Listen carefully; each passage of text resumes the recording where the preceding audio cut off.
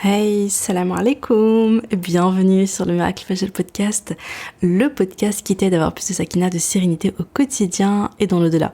Ce podcast, c'est pour toutes les femmes musulmanes qui veulent reprendre leur vie en main, apprendre à se connaître, lâcher prise tout en préparant leur vie après la mort. Je suis Oumaima, auteure du livre Ton dernier regard et si le jour de ta mort devenait le plus beau jour de ta vie, dans lequel je raconte l'histoire inspirante de ma Oumi, de ma maman, et surtout sa magnifique mort, qu'Allah lui fasse miséricorde et qu'Allah nous accorde une belle fin à nous aussi. Via ce podcast, je partage chaque semaine des outils, des astuces, des conseils, mais surtout une bonne dose d'inspiration et de rappel pour être plus sereine et épanouie au quotidien et dans l'au-delà. J'ai une conviction et c'est le fil rouge de tous les épisodes de podcast. Et si le bonheur et la sérénité appartiennent à ceux qui se lèvent pour le Fajr. Comment vas-tu? J'espère que tu te portes bien depuis hier. Et oui, depuis hier, parce que là, je suis dans mon mood de un podcast par jour. C'est mon défi. Moi, je suis trop une tout ou rien en fait. Soit je fais pas de podcast pendant des semaines parce que j'arrive pas à machin, j'ai pas le temps. Et puis là, d'un coup, boum, un podcast par jour. On va y arriver, Inch'Allah. J'avoue que c'est très challengeant, notamment parce que je tombais malade ces derniers jours. En vrai, j'avais prévu quand même de prendre un peu d'avance, quoi. Genre avoir au moins 5 épisodes d'avance. Et puis je me suis dit voilà, et puis après j'essaie d'enregistrer tous les jours, sachant que je me doutais bien qu'il y aurait des jours où pour x, y raison, je pourrais pas, il y aurait des imprévus. Et en fait ce qui s'est passé, c'est qu'il y a eu un imprévu. Dès le départ, je suis tombée malade. Je suis tombée malade, donc là il y a 3-4 jours. Au moment où tu m'écoutes, je crois que ça fera 4 jours. Je pense que j'ai chopé la scarlatine, hein, je sais pas si vous connaissez. Mais voilà, c'était bien corsé quoi. Donc je n'ai pas du tout avancé. Mais alhamdoulilah, c'est pas grave. Donc là j'enregistre le podcast pour demain. Mais ça va le faire, Inch'Allah. Donc bref, trêve de bavardage. Quel est le sujet de l'épisode ? Alors, on va parler de repentir et de retour vers Allah subhanahu wa ta'ala. Comment pratiquer le repentir et revenir à Allah?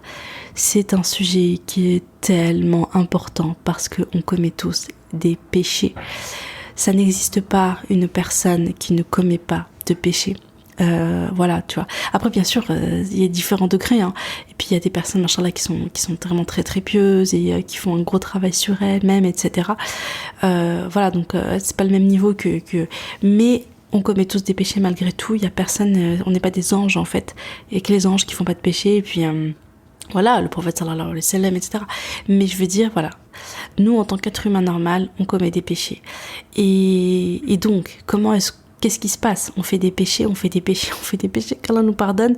Eh bien, ce qui se passe, c'est que le réflexe qu'on doit avoir, alors en fait, il y en a plusieurs. D'abord, c'est déjà de pas minimiser le péché. On a tendance à souvent, malheureusement, à notre époque, on voit que les gros péchés et encore, ils sont minimisés par notre société, voilà, qui est pas...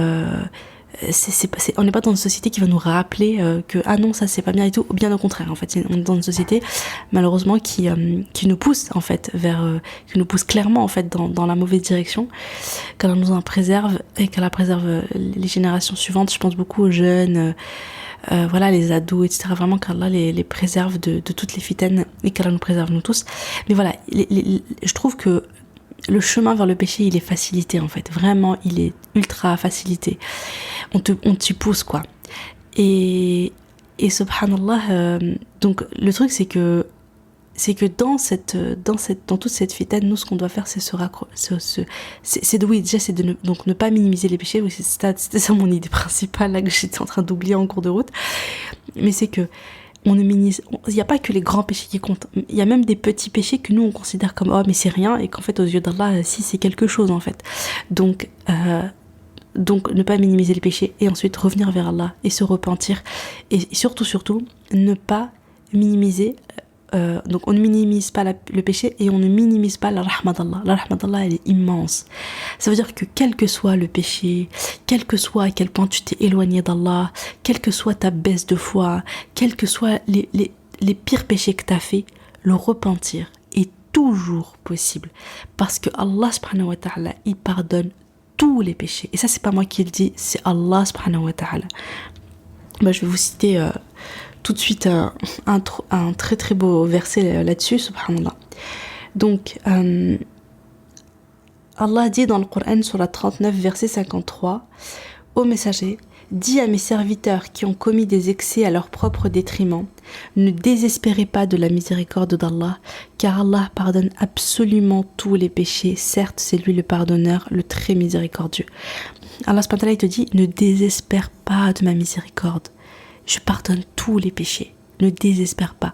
Et là, ça, j'en parle peut-être pour les personnes qui ont tendance à commettre des péchés, et puis qu'après, ils se remettent en question, ils se font en repentir et tout, puis après ils retombent dans le même péché, après ils refont en repentir, après ils retombent dans le même péché, puis après ils culpabilisent. Et puis là, il commence à se dire, mais en fait, moi, je suis mauvaise, je vais jamais y arriver, en fait, je retombe tout le temps dans ce péché, tu vois, je vais jamais arriver, ou bien, tu vois, pendant une période, ils vont arriver à combattre leur nefs et tout, puis après, ils vont retomber et tout dans les tentations, et qui, en fait, sont dans le combat, et finalement, ils vont s'éloigner d'Allah, non pas parce que Allah subhanahu wa ta'ala, il accepte pas le repentir, mais c'est parce que eux, ils se disent dans leur tête qu'ils ne méritent pas le repentir, eux-mêmes, ils se disent dans leur tête, ils ont, comme s'ils avaient franchi une ligne, et que maintenant, ça servait plus à rien parce qu'ils l'ont fait tellement de fois, ou bien ils vont se dire non mais moi de toute façon je vais encore retomber dedans, presque ils ont l'impression que ça ne sert à rien, ils ont l'impression d'être hypocrites en faisant le repentir.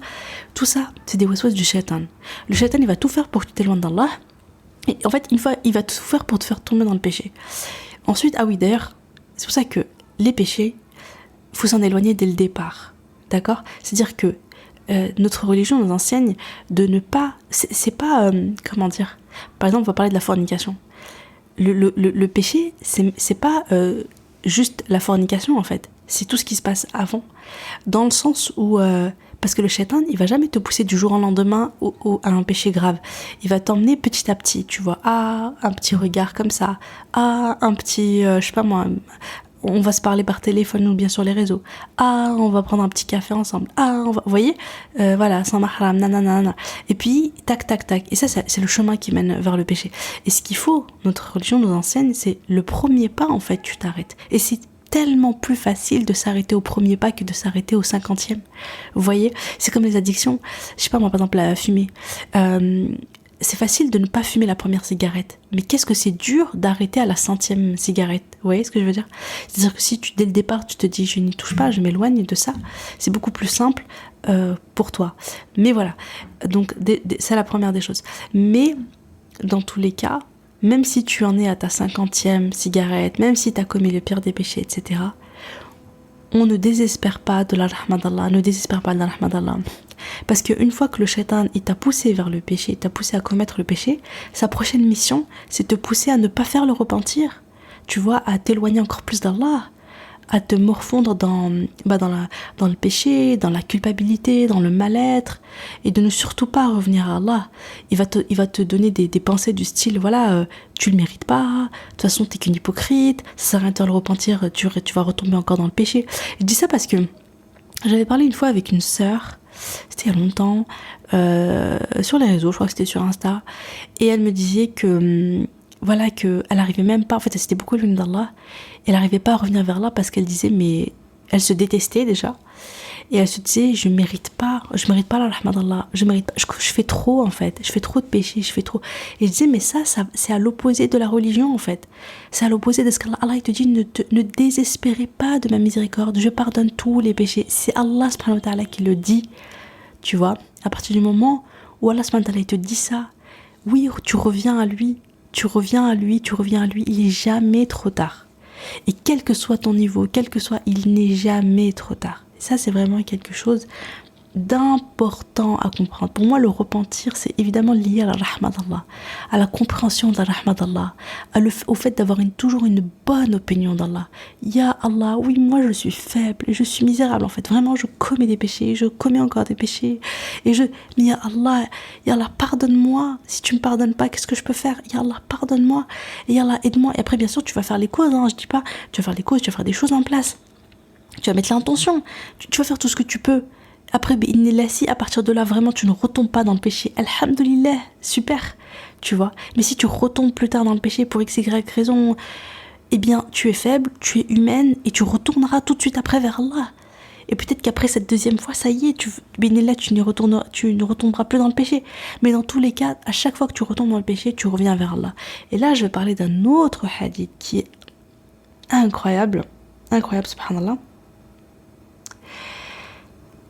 Abu Huraira radiallahu anhu rapporte...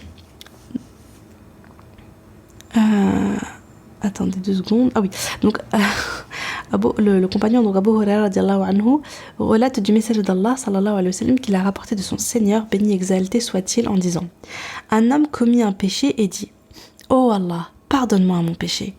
Allah subhanahu wa ta'ala dit alors: mon serviteur a commis un péché et il sait qu'il y a un Seigneur qui pardonne le péché et qui punit aussi pour le péché. Puis le serviteur récidiva et pécha de nouveau. Il dit de nouveau: oh Allah, pardonne-moi mon péché. Allah subhanahu wa ta'ala, dit-il de nouveau, mon serviteur a commis un péché et il sait qu'il a un Seigneur qui pardonne le péché et qui punit aussi pour le péché. Après un certain temps, le serviteur récidiva et pécha encore. Il dit de nouveau: oh Allah, pardonne-moi mon péché. Allah subhanahu wa ta'ala déclara alors: mon serviteur a commis un péché, mais il sait qu'il a un Seigneur qui pardonne le péché et qui punit pour le péché. Certes, j'ai pardonné à mon Seigneur qu'il agisse maintenant comme il le souhaite. C'est-à-dire que là, Allah subhanahu wa ta'ala, il dit: ok, son serviteur il est là, il fait des péchés et il revient vers Allah. Il refait le péché et il revient vers Allah. Et à chaque fois il demande le repentir, à chaque fois il revient vers Allah, il demande le repentir, à chaque fois. Et Allah subhanahu wa ta'ala, il dit: eh bien, tu reconnais en fait que tu as un Seigneur qui pardonne les péchés et qui punit, qui châtie pour le péché. Et je te pardonne. Je t'ai pardonné, j'ai pardonné à mon serviteur qu'il agisse comme il le souhaite. Alors ça ne veut pas dire: allez vas-y, c'est la fête, fais tous les péchés que tu veux en toute insouciance et après tu fais un repentir et c'est terminé. Non, ça veut absolument pas dire ça. Mais ça veut dire que tu poses ton intention, tu fais le repentir sincère, tu fais toutes les causes. Mais si tu retombes dans le péché, tu sais que la porte du repentir, elle est toujours ouverte en fait. Tu sais qu'Allah subhanahu wa ta'ala est toujours là pour accueillir, pour pardonner tes péchés. Tu vois. Et de toute façon, on va parler après des conditions du repentir très précisément. Hein. Mais je voulais aussi citer ce hadith. Ah oui, j'ai pas cité les sources, je crois. C'est le dernier hadith, donc c'était Muslim, Sahih Muslim numéro 2758. Et puis, il y a ce très beau hadith également. D'après Abu Musa radiallahu anhu, le prophète sallallahu alayhi wa sallam a dit: certes, Allah tend sa main la nuit pour que se repente celui qui a péché la journée, et il tend sa main la journée pour que se repente celui qui a péché la nuit, jusqu'à ce que le soleil se lève de son coucher. Rapporté par Muslim dans son Sahih numéro 2759. Donc là, ce qu'il faut comprendre, c'est que Allah il accueille toujours au repentir, il accepte toujours le repentir. Il est là, il attend le repentir de son serviteur qui a fait le péché.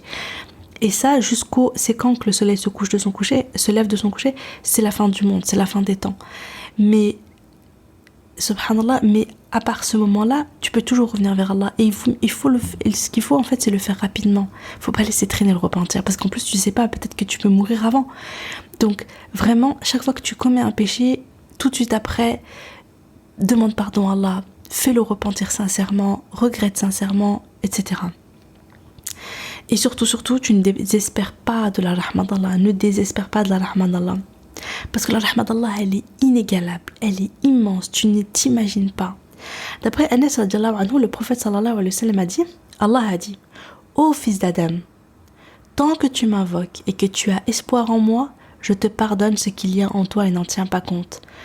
Ô fils d'Adam, si tes péchés atteignent le niveau des cieux, puis tu me demandes pardon, je te pardonne et je n'en tiens pas compte.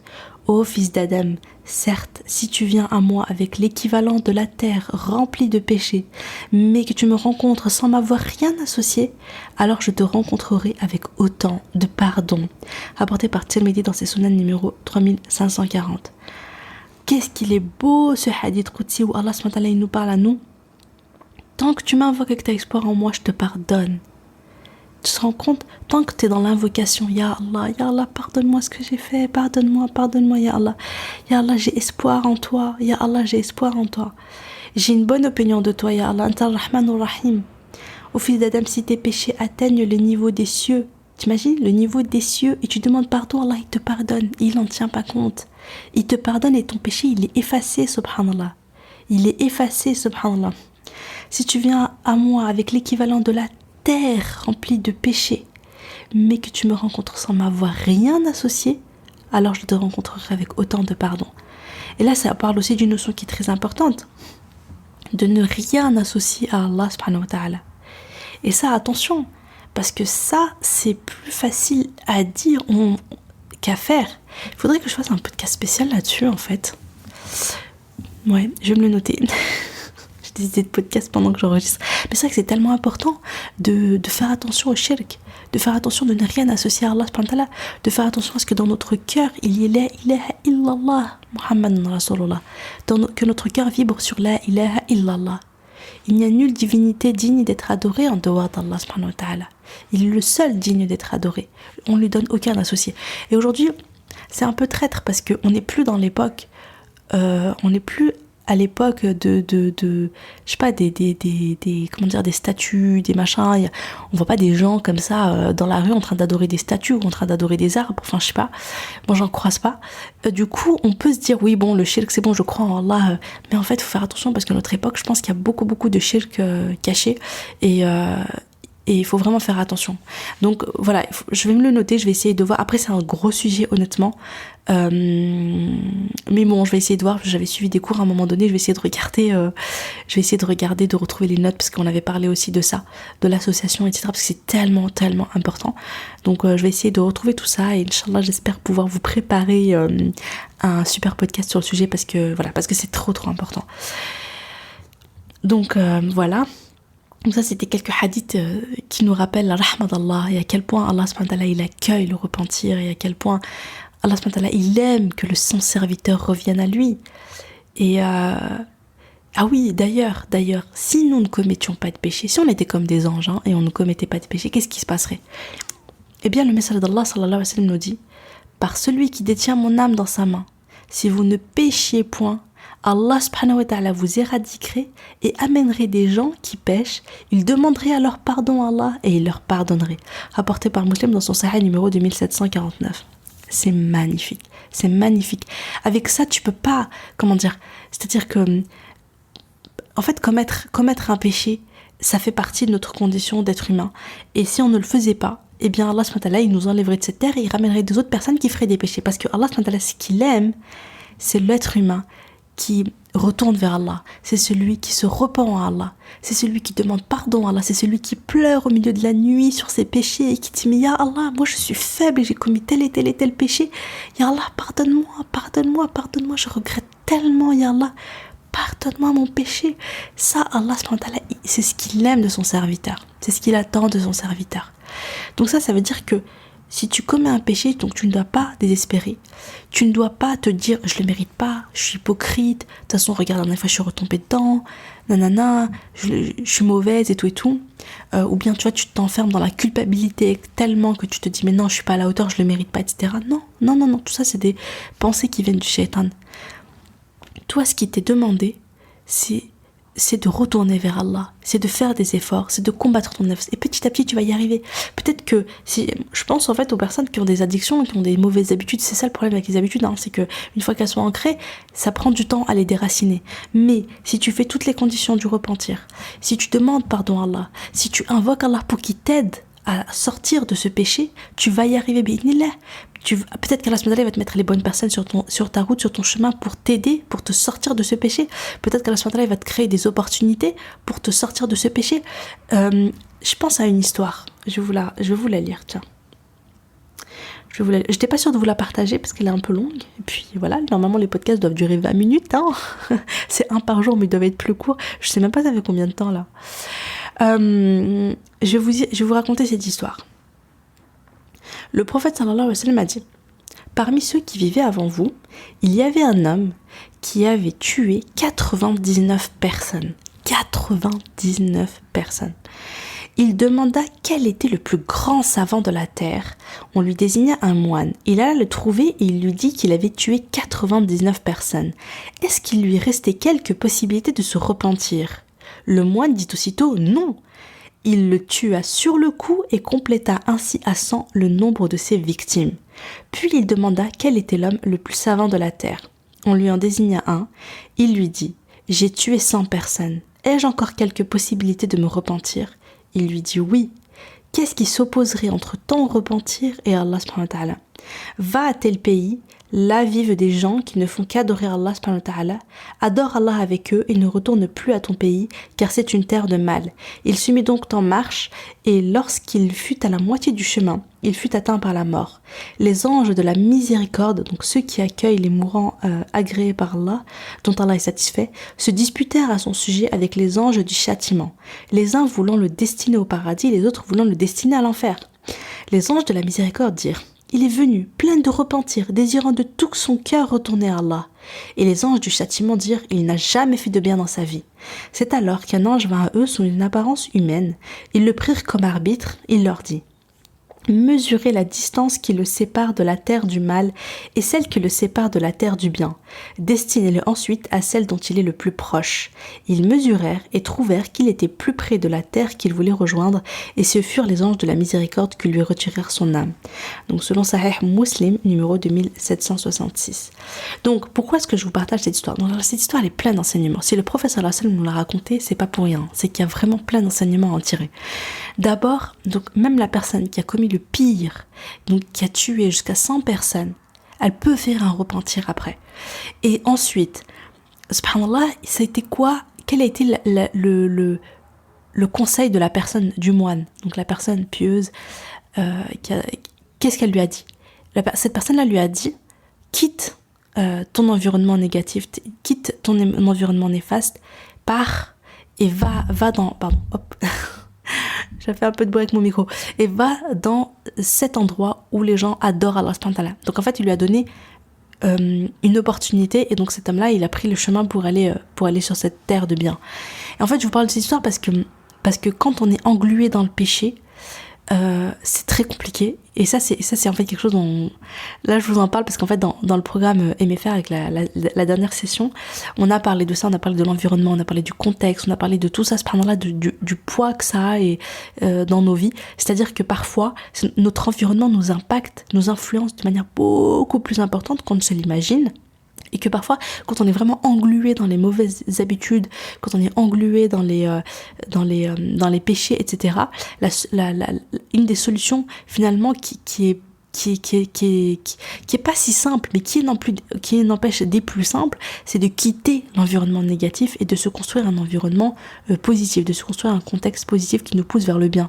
Et donc de quitter, de s'éloigner des personnes toxiques, des personnes négatives, des personnes, négatives dans le sens où, qui commettent beaucoup de péchés, qui vont nous pousser et puis aller vers les personnes qui vont nous pousser vers le bien, en fait. Voilà, c'était la parenthèse. Mais il faut savoir que notre environnement, notre entourage, etc. joue beaucoup. Mais pour en revenir au repentir, voilà, toi tu fais ce que tu peux, tu fais le maximum, tu invoques Allah, tu fais les causes, tu demandes à Allah subhanahu wa ta'ala de l'aide, tu fais le repentir, etc. Et puis Allah subhanahu wa ta'ala va t'aider, il va te mettre les bonnes personnes sur ton chemin, il va peut-être t'apporter des personnes qui vont t'aider, il va t'aider d'une manière ou d'une autre, il va te donner plus de volonté, etc. Fais confiance à Allah subhanahu wa ta'ala, mais fais le repentir. Ça doit toujours... voilà. Si un truc à retenir, c'est ça. C'est ne jamais désespérer de la rahmat d'Allah, ne jamais penser qu'il est trop tard, et toujours faire le repentir. Bien. Maintenant, quelles sont les conditions du repentir? Eh bien, il y en a 5. La première, c'est que le repentir doit être sincèrement pour Allah. L'ikhlas, c'est quelque chose, ton intention, c'est de faire le repentir pour Allah. Ça, je pense que c'est quand même logique, c'est la base. Parce que tu le fais pas pour un autre intérêt que pour la satisfaction d'Allah, le pardon d'Allah. Tu le fais pas. Bon, après, moi, je vois pas, parce que pour moi, le repentir est un geste tellement sincère. Après, je sais pas, peut-être qu'il y a des gens qui pourraient le faire pour... je sais pas, pour moi, le repentir, ça se fait dans l'intimité pour Allah subhanahu wa ta'ala.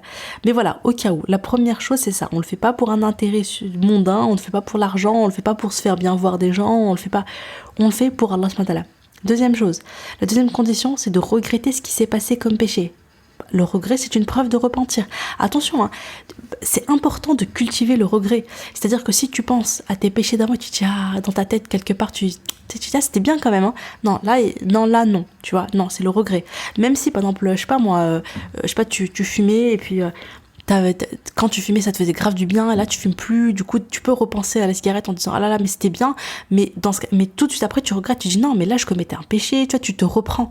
Tu vois ce que je veux dire? Si jamais ça arrive que tu te dises ah ouais mais quand même tu repenses et dans ton esprit les premières pensées, les premières émotions c'est du positif, Ok, c'est pas grave, mais toi, tu te reprends, tu te corriges en disant non, j'ai commis un péché. J'étais en train d'encourir la colère d'Allah. Je me détournais d'Allah, je m'éloignais d'Allah. C'était grave ce que je faisais. Tu vois, tu te reprends pour te rappeler que non, tu l'associes à quelque chose de négatif.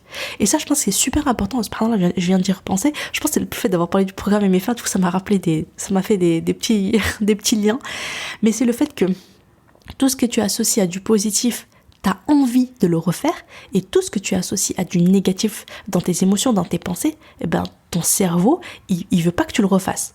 En fait, si t'as une expérience négative dans ta vie, et si ton esprit, il l'a associé, c'est ton inconscient ou ton subconscient ou je ne sais quoi, je crois que c'est l'inconscient, il l'a associé à quelque chose de négatif, et ben il y a une espèce de dégoût, et donc ton cerveau, il va t'empêcher de le refaire, il va te détourner de ça. Voilà, parce qu'il y a eu une expérience, c'est associé à une expérience négative. Alors que si tu associes une expérience, une action à quelque chose de positif, des émotions positives, des pensées positives, etc., eh bien ton cerveau va te donner envie, va te dire ah ça c'était cool, ah il faut le refaire alors, ah c'était sympa, ah il faut le refaire. Et là où c'est intéressant, c'est que je me dis ah tiens j'y avais pas pensé avant de préparer l'épisode, hein. J'y pense vraiment maintenant, mais le fait que la deuxième condition subhanallah, c'est de regretter le péché. Et c'est une preuve du repentir, le regret, mais en fait ça paraît logique, hein. Mais en plus de ça, je me dis, en fait en le regrettant, tu l'associes à un mal. Tu te dis non, en fait c'était mal, c'était pas bien. Sur le moment, je pensais que c'était quelque chose de positif, je le vivais bien, mais non, parce que je me détournais dans l'instantané. Tu l'associes à du négatif, et je pense que ça aide à s'en éloigner, parce que du coup, dans ton cerveau, dans ton inconscient, tu l'as associé à quelque chose de négatif, et donc ça va t'aider ça va t'aider à t'en éloigner. Enfin bref, voilà, c'était ma petite parenthèse. Voilà, alors donc la troisième condition, qu'est-ce que c'est ? C'est de stopper le péché immédiatement et de donner les droits aux humains concernés quand il y a des personnes qui sont concernées. Voilà, mais sinon c'est d'arrêter tout de suite. C'est pas je fais le repentir avec l'intention de reprendre mon péché aujourd'hui, demain et après-demain. Hein. Non, c'est je m'arrête net, je m'arrête aujourd'hui.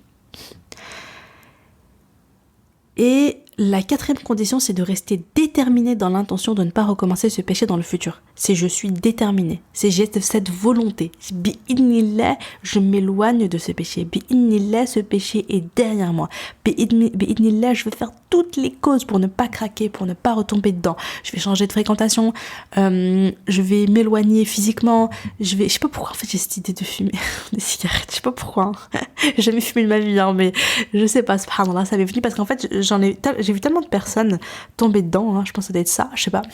Bref, mais en tout cas, par exemple, si c'est ça, je vais me dire, ok, toutes les cigarettes que j'ai chez moi, là, je vais les jeter.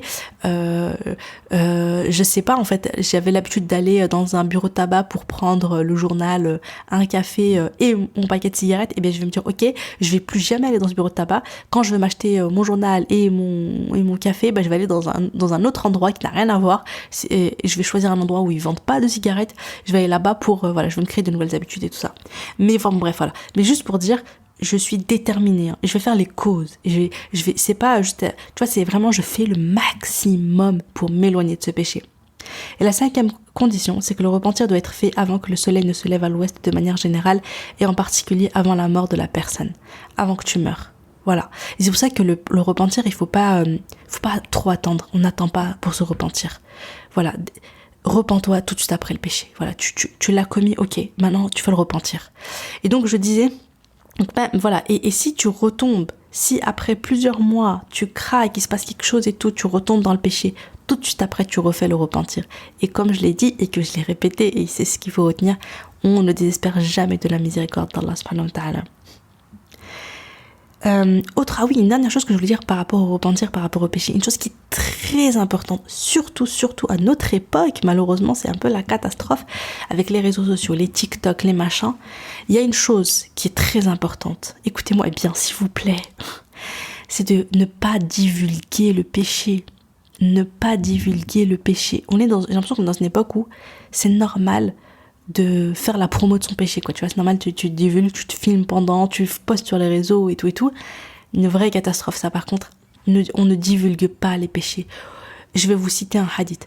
Le jour de la résurrection, le croyant sera rapproché de son Seigneur qui le recouvrira de sa miséricorde et lui fera avouer ses péchés. Allah subhanahu wa ta'ala lui dira, reconnais-tu tel péché et tel autre ? Oui Seigneur, Ya Rab, je reconnais les avoir commis, dira le croyant. Et Allah subhanahu wa ta'ala lui dira alors, je les ai certes cachés dans le bas monde et je te les pardonne en ce jour. On lui remettra alors le livre de ses bonnes actions. Quant aux mécréants et aux hypocrites, on les appellera devant l'ensemble des créatures et on leur dira ceux-là sont ceux qui ont menti à propos d'Allah.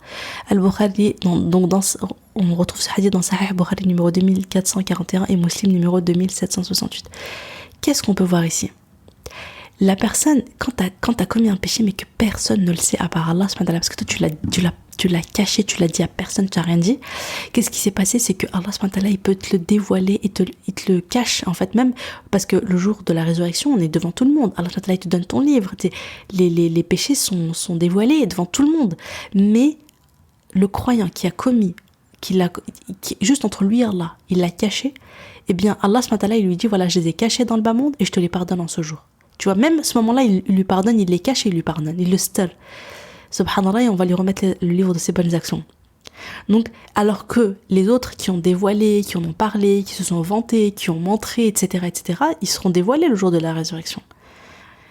C'est très important de les cacher, parce que moi, je pense aussi qu'il y a aussi un impact, c'est que un péché qui est trop dévoilé, en fait, tu fais la propagation de ce péché, tu fais la da'wa du péché. Faut pas négliger ça. Et je pense aussi que c'est pour ça que c'est tellement important de le cacher.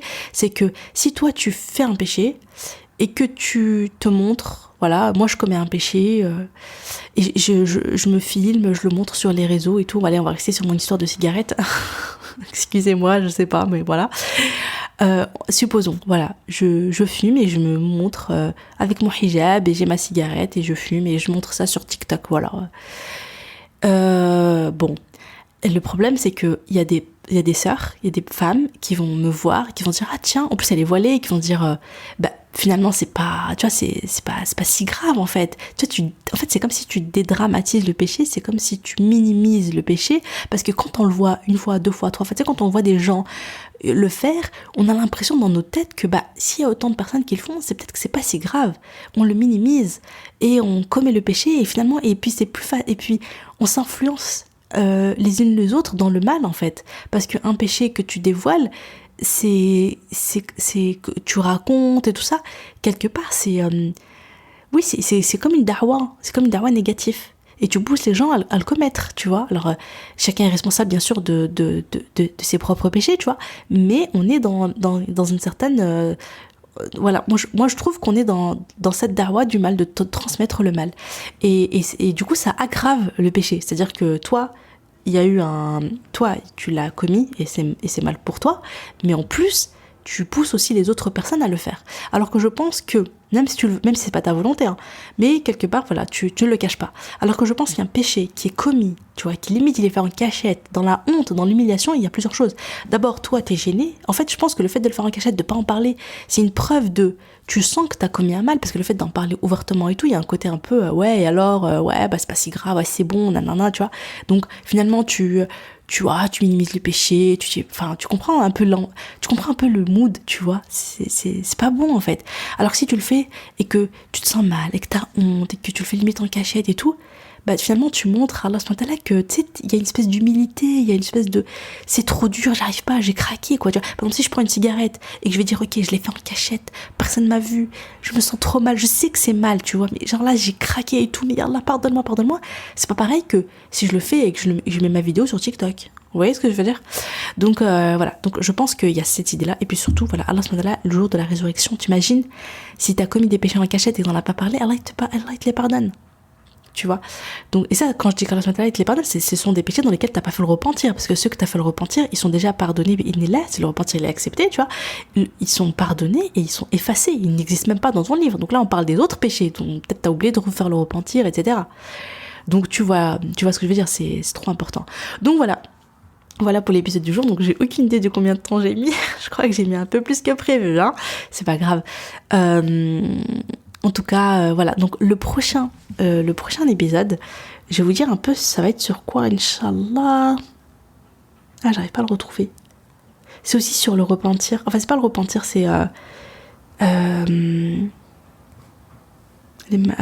je vous retrouve mes notes. Ah oui, c'est 7 méthodes simples pour te faire pardonner tes péchés. Ah, c'est-à-dire que là, on a vu vraiment le repentir spécifiquement. Et là, on va voir des autres actions que tu peux faire et qui te font pardonner aussi tes péchés, bi'idhnillah. Donc voilà, j'ai hâte de te retrouver pour le prochain épisode. Inch'Allah. Salam alaikum. À demain. Ah oui, une dernière chose, si t'es encore là, que t'as pas coupé l'épisode, si t'as aimé l'épisode, vraiment, n'hésite pas à le partager autour de toi, à tes proches. Si tu penses que voilà, ça peut être un bon rappel, bi'idhnillah, c'est une bonne chose à... Voilà, si tu veux transmettre ce sujet sur le repentir, je pense que c'est super important, donc n'hésite pas à le faire. Et également, si tu as aimé l'épisode, n'hésite pas à me laisser un petit 5 étoiles avec un petit commentaire. Je lis tous les commentaires sur Apple Podcast. Je crois qu'il n'y a que sur Apple Podcast qu'on peut laisser des commentaires. Je lis les commentaires, ils me touchent énormément. Merci à vous. Vraiment, vos commentaires, des fois, c'est vraiment émouvant. Alhamdoulilah, quand je vois l'impact de ce podcast, je me dis, mais c'est incroyable. Et je suis hyper reconnaissante envers Allah subhanahu wa ta'ala de m'avoir permis et de me permettre aujourd'hui d'utiliser ce podcast pour en faire une cause de bien. Alhamdoulilah, que ce soit une cause de da'wah. Alhamdoulilah.